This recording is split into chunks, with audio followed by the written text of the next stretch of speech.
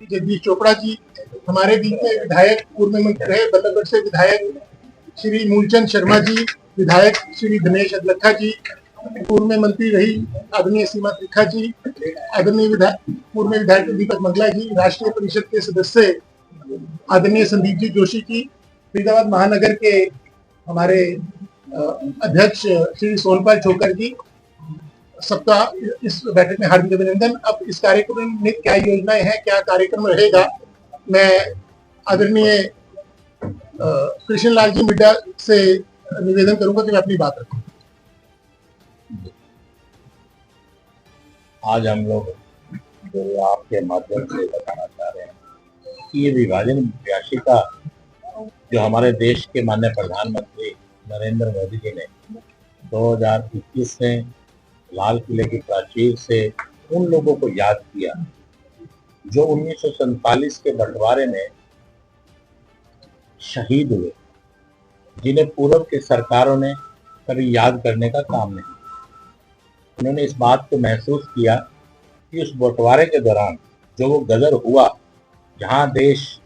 आज़ादी की खुशियां मना रहा था, वहां एक हिस्से के अंदर ऐसी बर्बादी, ऐसा गदर हुआ कि 10 लाख से ज़्यादा लोगों को शहादत देनी पड़ी। तो शहादत अकेली ऐसी शहादत नहीं थी जिसके बारे में कभी किसी किताब में, कभी किसी बारे में जिक्र ही नहीं हुआ। लेकिन धन्यवाद करना चाहूँगा हमारे देश के प्रधानमंत्री जी का, जिन्होंने उन शहादतों को याद किया और उनकी स्मृति में ये विभाजन विभाषी का दिवस मनाने का काम किया। क्योंकि वो एक ऐसा समय था जब ये कह सकते हैं कि उस समय जो धर्म के नाम पे बंटवारा हुआ और जो आज वहाँ पाकिस्तान है, उस हिस्से में जो लोग रहते थे, उनके साथ जो अनहोनी हुई, जो बीता, उसकी अगर हम बात करें तो रूहें खड़ी हो जाती।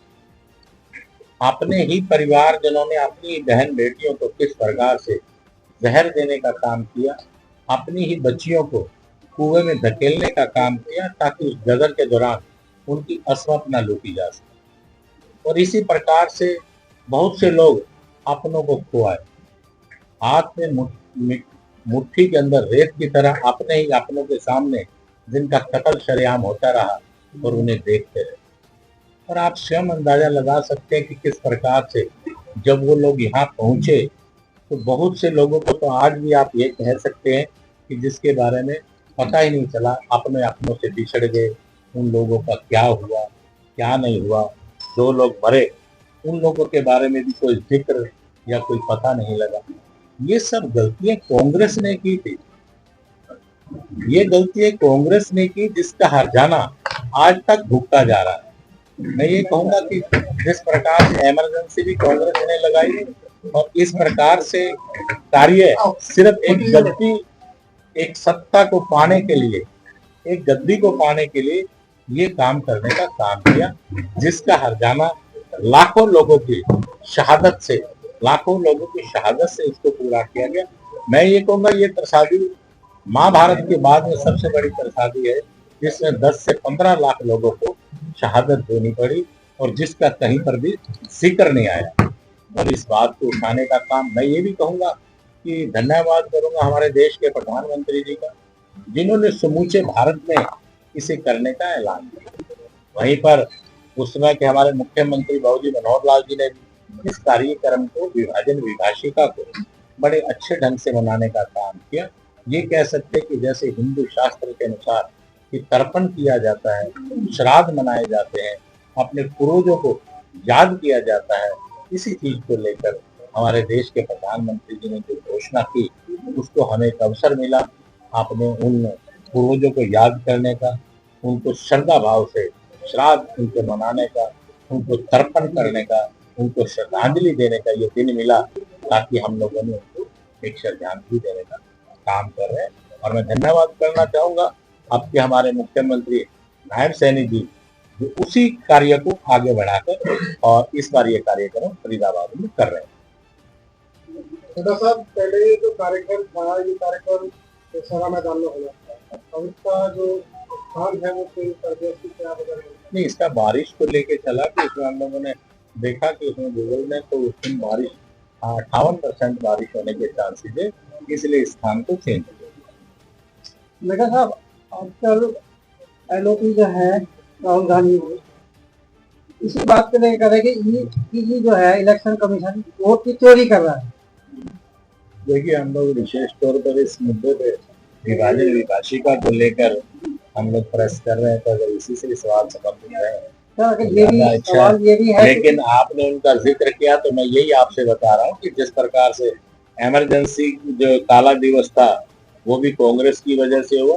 और जो विभाजन विभाषिका है वो भी कांग्रेस ने अपनी गद्दी लेने के लिए करने का काम किया। बेटा साहब, जो कार्यक्रम होगा, कार्यक्रम की रूपरेखा तो आपने बता दी, कितने लोग इसमें जो है वो पहुंचने वाले हैं, किस तरीके से रहेगा, कितने लोगों को सम्मानित किया जाएगा? हमारा अनुमान है कि 20 से 25 हजार लोग यहाँ पहुंचेंगे,